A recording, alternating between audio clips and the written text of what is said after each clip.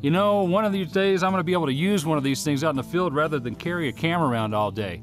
But I can't complain. I've got one of the best jobs in the world, and getting out in the outdoors, you just can't beat it.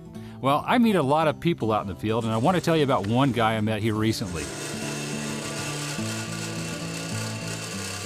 His name is Bob Dill. Bob has been making knives in a shop he put together in his garage for many years. And although you wouldn't know it by his quiet demeanor, Bob has built knives for some of the most famous people in the country. I got acquainted with some people that introduced me to Fred Bear, and I made a knife for Fred, and he died before I got a chance to give it to him. And so I took it to the president of Bear Archery and asked them if they'd like to do something with it.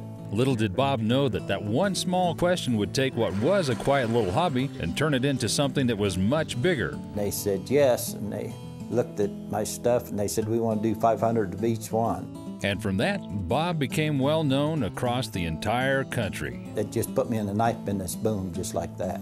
Watching Bob turn a flat piece of metal into a pristine work of art was a real thrill for me.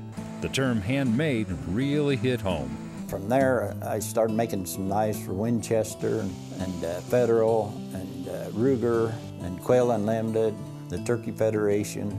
Each knife Bob builds has its own unique personality. The detail he puts into the handle of each knife sets his knives way apart from others. You can use all kind of exotic woods or horn of all kind, bones of all kind. Some of his most famous work has been done for professional ball players. I've made knives for Jeff Kent, Brad Penny, Barry Bonds, Jake Peavy, Scotty Linebrink, probably 100 knives for like Ryan Klesko. One of the things Bob likes to do is include part of the ball player's bat in the handle. Slice the bat and take the where their name's at on the bat and all, and I use that on the handle of the knives.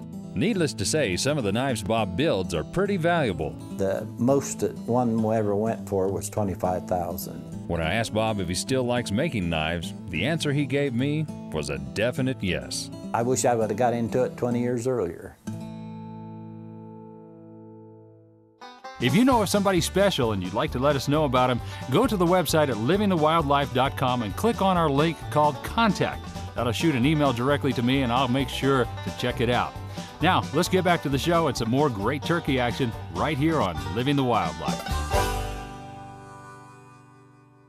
Well, the first part of the day had its ups and downs for Brady and the guys, but for some reason I had a real strange feeling the rest of the day was going to be more like a sightseeing tour than anything. Don't ask me how I knew. Maybe just call it cameraman's intuition.